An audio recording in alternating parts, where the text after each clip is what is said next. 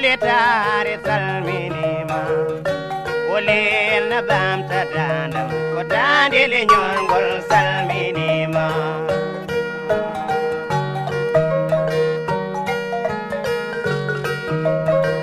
Jolli jabi dodo baro na jek donc Grand Dakar dalen ak jàmm ci seen chaîne YouTube bi di Grand Dakar Info ci seen émission bu mag bi tudd connaissance avec bi am léegi tey dalal suñu mbokk bi nga xamante ni moom Mamadou Ninche Diakhaté yaakaar naa Ninche la sax mais Ninche la. asalaamaaleykum maa ngi leen di nuyu d'abord di leen sant. waaw di leen gërëm aussi ci privilège bi ngeen ma accordé parce que je pense que tey mooy nekk seen première émission nekk ubbitu benn projet boo xam ne projet bu mag la bépp doomu Grand Dakar muy projet bu télé am ngeen tànn moo doon nga xam ne maa gën a tuuti ci doomu Grand Dakar yi defal man seen première émission loolu nekk la donc ni ngay présenté woo man maa ngi tudd Mamadou Diakhaté nekk Sénégalais d'abord avant may nekk Grand Dakar boo juddoo Grand Dakar benn 26 septembre 87 fii ci Grand Dakar la juddoo koñ bi ñu tuddee woon koñ Fóor Fanam donc doomu militaire waaw am papa artificiel ci ak benn femme bu foyer fii laa juddoo fii laa mag 87 ba léegi maa ngi Grand Dakar donc xaw ma fa def pour Grand Dakar.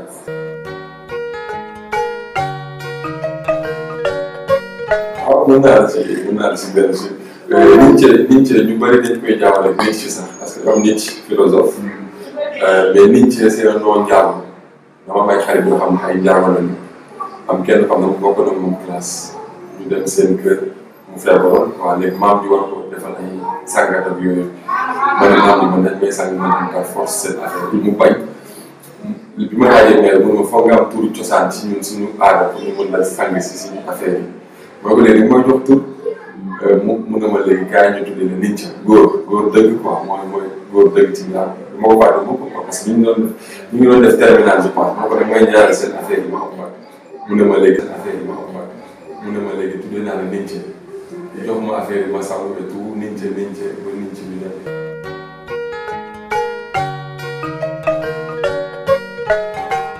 c'est une bonne question danaa fàttaliwaat tuuti parce que ñu bëri genèse yu Clean Up challenge bi dañ ciy xaw a réer entre guillemets challenge bi du loo xam ne man dama ko toog ma xalaat ko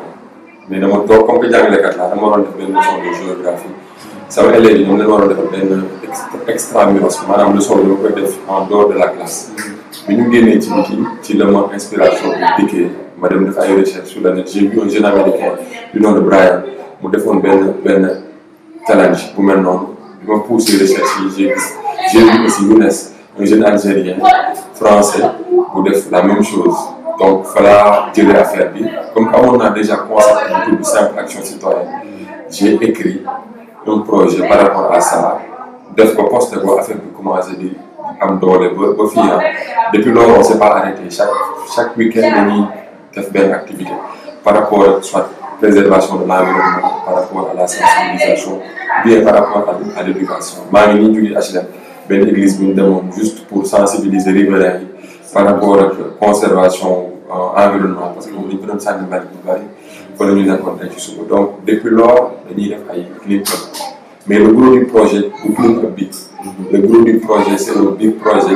qu'on a surnommé jaay ma sa mbalit mooy jaayaat ma say déchets yi ngay produire kër donc projet la boo xam ne bu ko yàlla tuddee dinañ ko échantillonné te peut-être bu ñu ko échantillonné peut-être ñu généraliser ko Sénégal bi.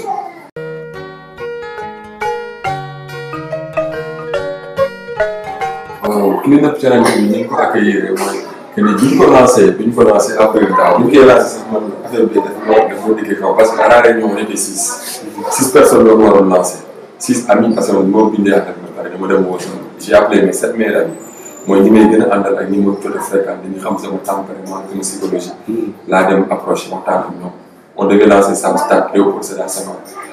mais avant ñu koy lancer je suis allé voir un ami un député à l'Assemblée nationale Théodore Monteil pour waxtaan ak moom par rapport ak li mu bind ak fi ma bëgg a dem moom il avait très bien compris ñu loolu bu ñu mën a wax benn mot boo xam ne chaque fois da koy yàqu def na ne Mamadou lu sorti am borom vous avez commencé bientôt les gens vont venir récupérer votre truc ñu commencé avril on a fait le lancement avec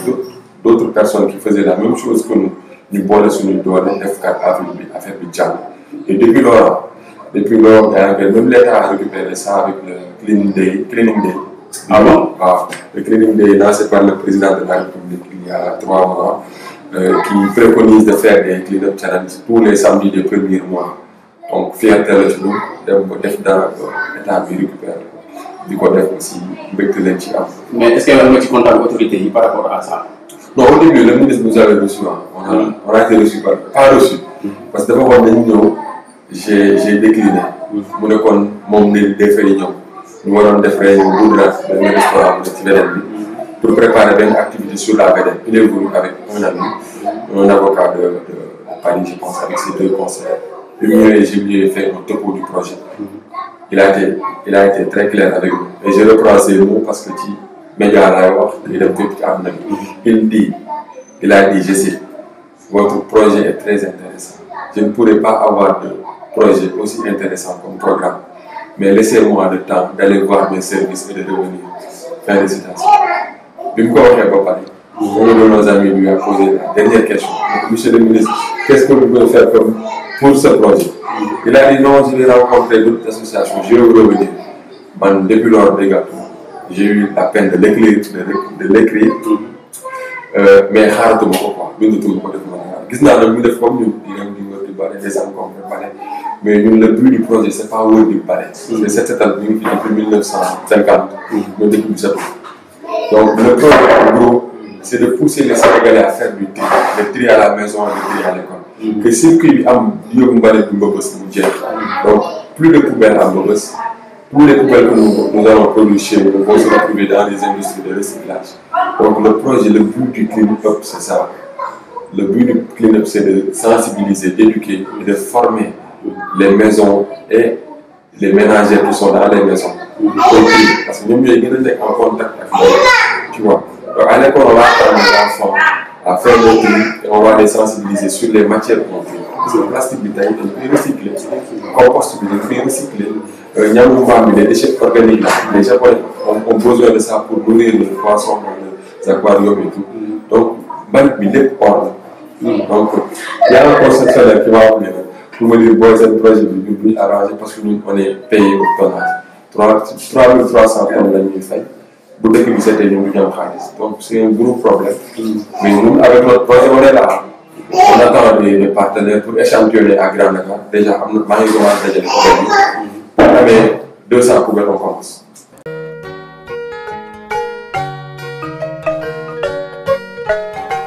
Bon, le fait que nous reprenions pour fierté là, c'est pas quelque chose de grand pour moi. Parce qu'au début, tout le monde allait reprendre. Maintenant, on a en conscience, tout le monde allait faire. Tout le monde va faire du moins. Mais le projet, l'État a approprié. Parce que déjà les modules ont été très très bien faits. Day jóge ci école bi dem ci kër bi dem ci industrie bi jóge ci industrie bi dellu soit ci kër bi donc tracé nañ cycle de telle sorte que tey bu ñu amoon 30 poubelles à Grand Dakar 30 poubelles multipliées par 3 on a 90 poubelles. 90 poubelles bu ñu ko amoon en échantillon bu ñu ko échantillonné filmé ko monté ko teg ko comme ay épisode nit ñi gis li ñuy def mooy kër bu nekk am na ñaari poubelles mais fi defal plastique bi fii. Léegi loo am rek def ko fi à 18h waaw à 18h quelqu'un va passer prendre des sachets de plastique bu ñu yóbbu rek plastique par exemple beneen sachet bi bu ñu ko takkee bu mu baax ñu yóbbu ko directement Mbëbës déjà am na lu wàññeeku Mbëbës le prix que les goudements font là va disparaître au fur et à mesure bu ñu amee 3e poubelle bi am compost bi am accord de Sococim par exemple parce que day soxla moom compost bi ñu koy jox à la fin du mois on paye le père de famille. Moom 10 000 francs ci poubelle am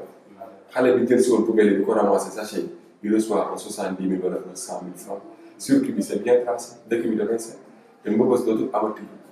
wàllu ci affaire bi c'est ça le projet mooy que ni ñoom ñi nga wax tuuti Mbëbës man Mbëbës fàtte naa ko parce que bokk na ci plan sac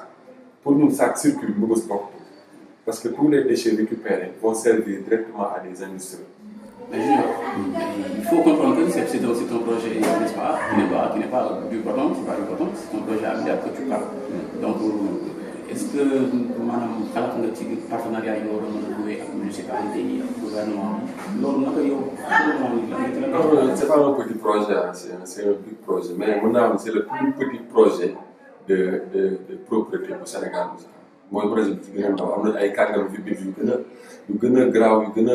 a baax yu gën a élaboré boobu bii nii ñu mais ñun suñu premier partenaire déjà industrie de recyclage yi premier partenaire par exemple moo doon am pour partenaire Recuplastic moo doon premier partenaire parce que moom moo commencé def recyclage ak plastique tey moom sant na ay kiosques yoo xam ne mënul am sax 2 kilos par jour te bu projet bi jaaree yoon chaque jour mën na am plus de 20 kilos ñoom xam nañ ko parce que déjà on a eu à discuter waxtaan nañu xam nañ bu baax li may wax bu dee seetaan nañu émission bi aussi dinañ xam bu baax li may wax par exemple kër bu nekk boo ko joxee benn poubelle da ko defal ma fi say plastique pour tel jour boo ramassé pour plus de 100 familles ñaata kilos la ci plastique par jour école yi ñaata classe la ñaata nga mën a am ñaata bidon par exemple yi xale yi di naanee nga mën a am par jour donc déjà ñoom daf leen di arranger daf leen di faciliter liggéey par rapport ak compost su possible dañ koy soxla tout le temps seulement le problème mooy mënuñu dem Rebeuss di ko récupérer Rebeuss di mos di ko récupérer di ko yóbbuwaat seen industrie donc ñoom bu ñu amoon ñoo xam ne dañ leen koy trier déjà tàngal leen ko ci ay mbuus ça serait super. léegi dañ naan bay sa tànk sa wéru tànk est-ce que yéen clean up challenge yi ngeen def est-ce que yéen a ngi def tri bi parce que bu fekkee récupérer ngeen déchet ba pare est-ce que yéen a ngi commencé def tri bi yéen de votre côté wala da ngeen koy collecter rek yóbbu ko ci point de chute bi après waa ñu war a tuuri mbalit jël si ko. waaw boo xoolee bu dee yaa ngi topp clean up challenge am na ay épisodes yoo xam ne à chaque fois. dañuy wax li ñuy ñëw def dañuy naan zéro déchet la ñuy def. wala ñu ne désensablement. wala ñu ne ramassage de déchets plastiques. donc foofu rek déjà ñun notion de tri bi ñu ngi koy commencé di ko kii participant parce que clean boo ko wootee ñëppay ñëw. ku ñëw rek dina fa gis dara. donc bu ñu ñëwee ci sensibilisation bi que normalement kat dañu waroon trier plastique bi fii trier déchets yi fële après ñu xool bu ñu koy yóbbee. boo xoolee suñu premier épisode zéro bi ñu def Mermoz on a fait opération zéro déchet sur la corniche on a eu 400 kilos de déchets plastiques en 2 heures pour déchets plastiques rek lañ soxla woon boo xoolee ni ñu defee journée bi mooy ne tënk déchets plastiques yi di ko dajale moom bari après ñu def ay moustiquaires def ko ci posé ko may ko waa Recuplastic parce que jour dañu bëggoon échantillonné wan leen ñun lañ bëgg def donc déjà notion de tri bi ñu koy def ci clinique mais mënul parfait am na fooy nekk foo xam ne dafay tilim boo xam ne tu es obligé de tout mélanger jox oote bi mu yóbbu ko parce que sa objectif mooy ne foofu set ba li ñu fa defoon mu tilim mën ko fa ñu dellu si.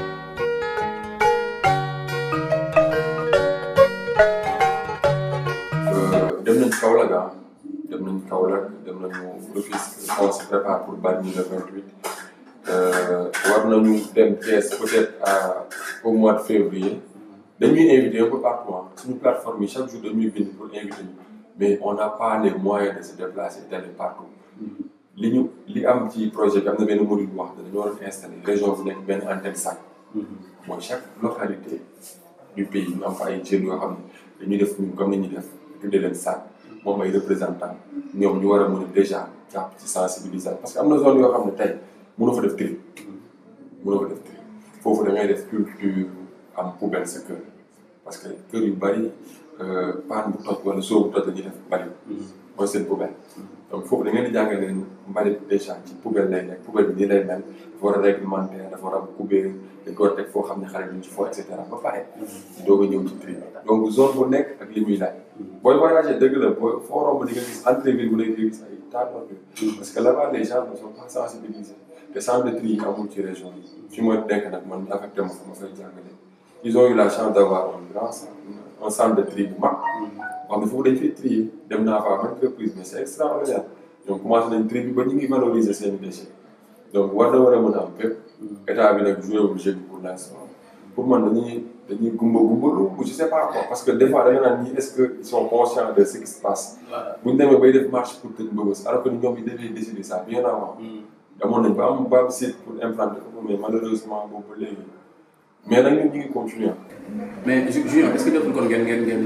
def partenariat noué benn partenariat ak ñi nga xamante ne mooy état bi tout simplement parce que li nga wax nii aussi mënul man yaakaaruma ni dina mën a jàppandi sans pour autant état bi dugal ci loxoom. voilà ñun suñuy buntu tëjuñu ko état bi quoi tëjuñu ko état bi on va travailler ensemble bu ñu la waroon décharge yi di nga gis ni du ñu jóg ci di bind nguur déjà ku ministre recevoir kay ku ministre ñëw gis waxtaan ak moom mais la moindre des choses bu ñu lancé sax la semaine de la propreté ñu mën ci allier jeunes yi nga xam ne du man kese parce que je suis pas le seul à faire ça. am na jeunes yu bëri yu koy def nga dajale leen sax autour du concept pour mën a liggéey ak mais ñu tëjuñu suñu buntu état bi seulement ñoo ñëwagul vers le projet parce que entre guillemets je suis pas un politicien actif bien vrai que damay militer ci parti politique kilifa laa ci parti politique. bokk naa ci comité directeur du parti politique mais loolu sax fësal. ñu bëri mën ñoo parti boobu parce que man ay idéo laay défendre ay du ma topp ay consignes de vote wala ma topp ay consignes partisanes dafa am loo xam dama ko gëm dañ ma ko mooñaale ko yaaraale ma ko mooy conviction éthique ak conviction boobu noonu ma am moom laay yor ba keroog mooy sàngoo suuf ñi nekk biir sàkk aussi c'est la même chose bokkuñu sax ay idéo politique pour te dire am nañu bokk parti bi am bokk parti bëri mais nous sommes de très bons amis en matière de citoyenneté parce que projet bi daf ñu unir autour de l'essentiel cet essentiel c'est le Sénégal donc ñun état bi tëjuñu ko benn buntu sincèrement benn buntu tëjuñu bu ñu woon suba ñu wuy leen suba mais dañ leen déggul.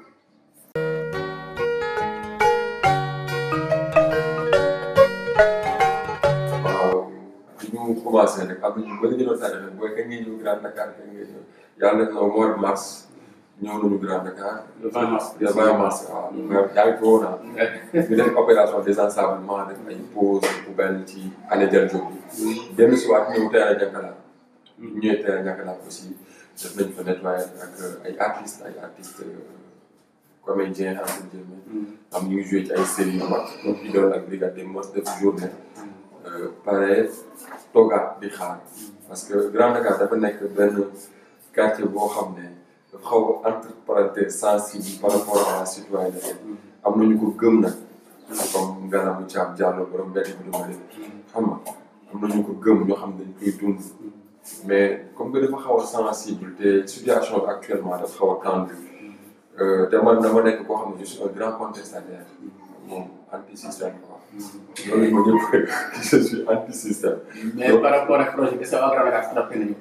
projet bi. waaw ñoo njëkk moom seen moom fu ñu dem waa Grand Dakar ñoo koy jiitu d'ailleurs sax mos nañu programme fii dara am ñu ñëw pour saboter ko rek ñëw dem def ko à notre place pour te dire que ni affaire bi am na impact jour boobu dama kontaan dama ne li ngay def nag nekk na ñàkkul fayda sax comme que annoncé nañ fenn nit ñi profité rek nettoyé ko avant ñuy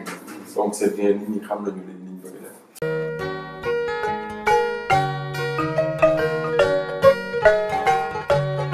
waaw Grand Dakar Info bi ma ko njëkkee gis dama foogoon ne sax c'est un ami qui l'a lancé Ousmane Dabakh moom laa ñu ko woo dafa booy gis naa chaîne bi kontaan na parce que dañ ci yàggoon waxtaan quoi. yàggoon waxtaan non booy nañ teg chaîne nañ tegal chaîne et tout donc bu ko ay doomu Grand Dakar defee mu nekk loo xam ne outil la pour war a servir ñëpp nekk loo xam ne innovation la aussi dañ ci kontaan te leen di encouragé tamit ñu ngi seen ginnaaw duñ ko bàyyi ginnaaw daal duñ ci yaafus bopp duñ ci yaafus suñu mbégte la dañ koy tiitaroo aussi quoi donc ñu ngi leen di gërëm di leen sant di leen encouragé di leen wax ne ça sera pas facile sincèrement. donc amis internautes chers Grand Dakarois ainsi prend fin votre premier numéro de connaissance avec mu amoon mbégte tey dalal bi nga xamante ni mooy doomu Grand Dakar ñëpp ràññee Junior Ninche la waaw Ninche parce que dafa taa Ninche parce que temps étudiant da nga bëgg problème bu nekkoon Ninche Junior Diakhaté xam naa dinañ dalalaat beneen doomu Grand Dakar fii di fan jërë ngeen jëf.